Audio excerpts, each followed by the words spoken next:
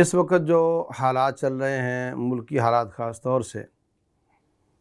اس میں یہ بات آپ کو بالکل واضح نظر آتی ہے کہ اگر سابقہ حکومت تھی یا بعد والی تھی، یا ان میں ایک کامن چیز آپ کو نظر آتی ہے، وہ یہ کہ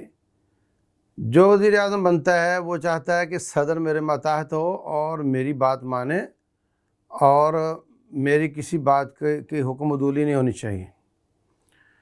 جو چیف جسٹس ہے وہ ایسے فیصلے کرے جو بالکل میرے موافق ہوں، اور جو چیف آف آرمی سٹاف ہے وہ بالکل ایک جیب میں وہ ہو، دوسری جیب میں چیف جسٹس ہو، اور ہر چیز ٹھیک ہو اور جو میں چاہوں کروں، میری ہر بات مانی جائے۔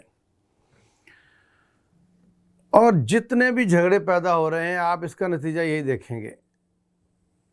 جو اداراتی جھگڑے ہیں اس میں آپ کو یہ چیز واضح طور پہ نظر آئے گی، اور جو ملک میں اصلاح نہیں ہو سک رہی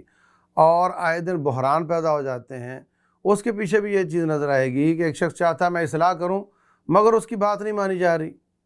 اور وہ کہتا ہے جی میری تو بات مانی نہیں جا رہی، میں تو یہ کرنا چاہ رہا ہوں وہ کرنا چاہ رہا ہوں۔ تو سب لوگ میری بات مانیں، کوئی میری بات کو رد نہ کرے، میں اگر کرپشن کروں تو بھی کامیاب ہو جاؤں، اگر میں اصلاح کروں تو بھی کامیاب ہو جاؤں، یہ نتیجہ ہے۔ حقیقت یہ ہے کہ جو یہ نظام ہے جو مغرب سے آیا ہے، اس میں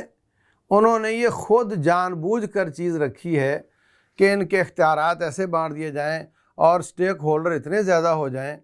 کہ جناب کوئی کام ڈھب سے ہو نہ سکے۔ اسلام جو نظام پیش کرتا ہے اس میں آپ دیکھیں، عمر بن خطاب رضی اللہ تعالیٰ عنہ نے خالد بن ولید رضی اللہ عنہ جیسے آدمی کو چیف آف آرمی سٹاف سے ہٹا کر کے سادہ فوجی بنا دیا، انہوں نے کام شروع کر دیا، ذرا برابر بھی کوئی پریشانی نہیں آئی۔ باقاعدہ سلمان فارسی رضی اللہ عنہ جیسے اور بلال حبشی جیسے لوگوں کو بھیجتے تھے رکا دے کر، فلاں علاقے میں جاؤ، اس کے گورنر کو جمعے کے بعد پکڑنا اور اس کے بازو باندھنا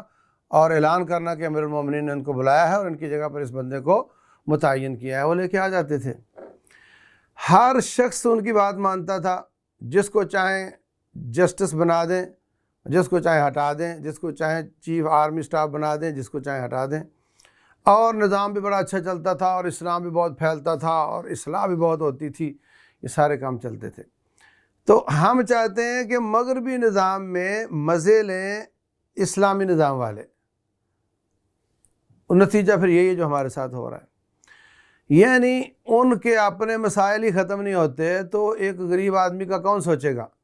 ملک کی اصلاح کا کون سوچے گا؟ وہ جو آتا ہے وہ مہنگائی میں اضافہ کرتا ہے، اور جو آتا ہے وہ پاکستان کے ایسٹس کو بیچتا ہے، اور جو آتا ہے وہ پاکستان کے ایسٹس کو مورگیج کرتا ہے۔ ہمارے بڑے بڑے روڈ، ہمارے ایئرپورٹس، ہمارے موٹر ویز سب مورگیج کر لیے گئے ہیں، اور اس کی بنیاد پر